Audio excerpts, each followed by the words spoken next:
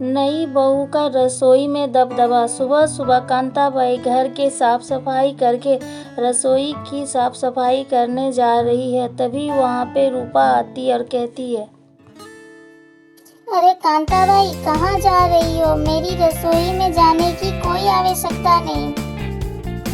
लेकिन मालकिन, अगर रसोई में नहीं जाऊंगी तो रसोई की सफाई कैसे होगी?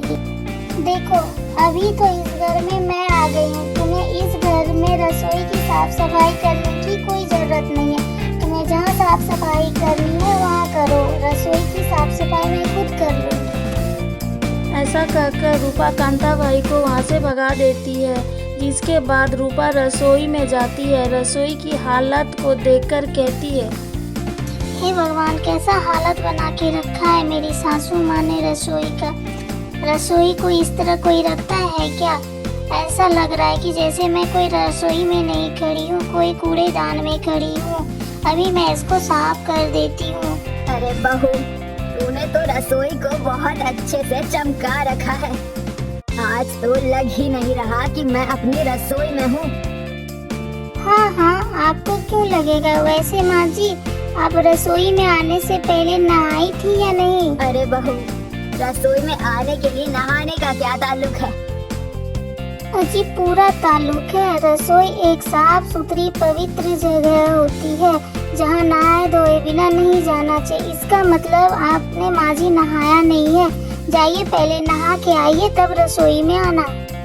रूपा पहले ही दिन अपनी सास को रसोई से बाहर निकाल देती है। ये सब देखकर मेघा को थोड़ा बुरा लगता है, थोड़ा अजीब लगता है और वो मन ही मन में कहती है, भगवान, ये सब बहू को क्या हो गया है? इसके ऊपर तो रसोई का कोई भूत सवार है।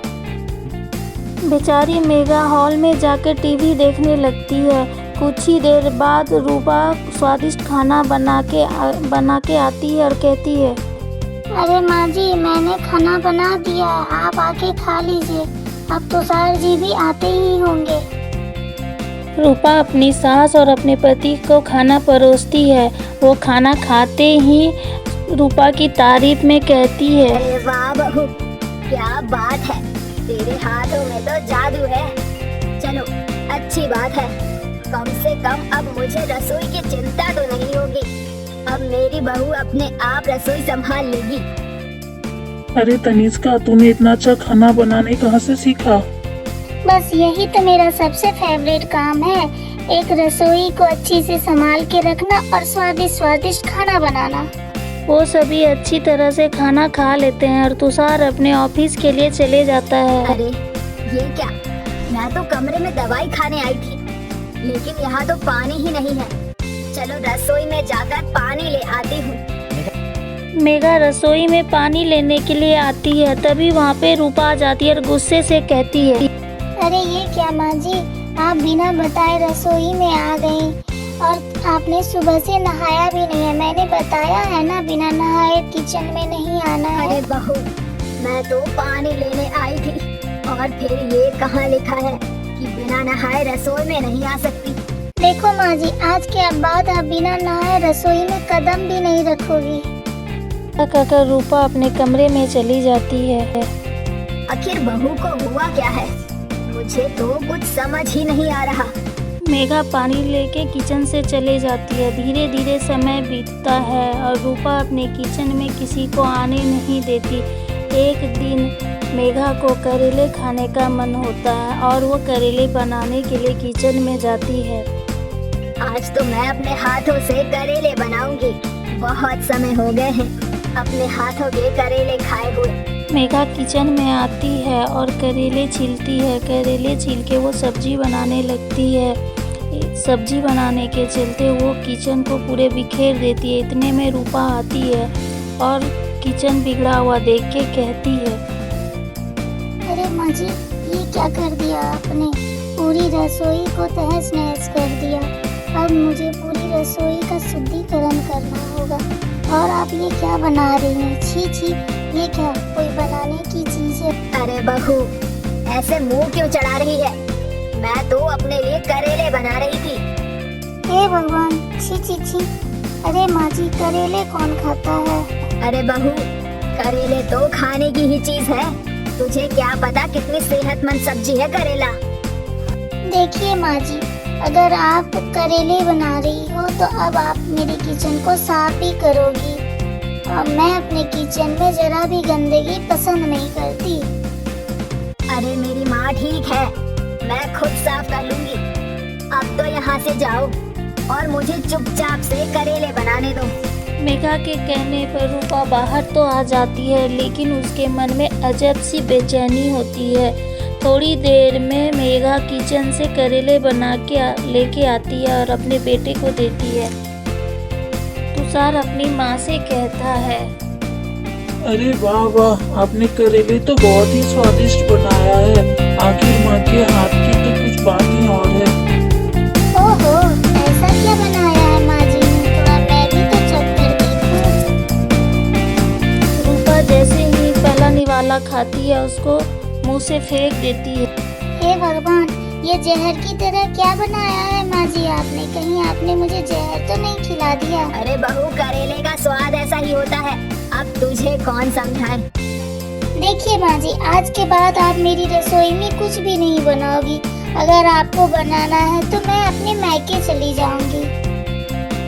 ऐसा कहकर रूपा नहाने चली जाती है और अच्छी तरह से कोलगेट करती है। इसके बाद रूपा अपनी रसोई को अच्छी तरह से साफ करती है और अपने लिए स्वादिष्ट खाना बनाती है और वो आराम से अपना खाना खाती है और मन ही मन में सोचती है, ऐसी तो माँ जी नहीं मानेगी, मुझे ही कुछ करना पड़ेगा।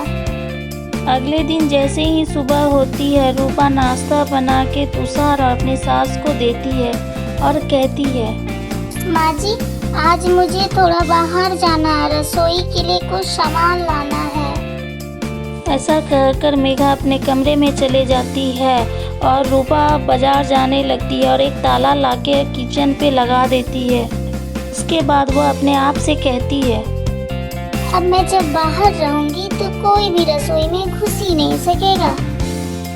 ऐसा सोचकर रूपा चाबी अपने साथ ले जाती है। सुबह से शाम हो जाता है। जब रूपा बाजार से घर आती है तो मेघा और तुषार गुस्से से उसे बोलते हैं, रूपा, ये सब क्या है?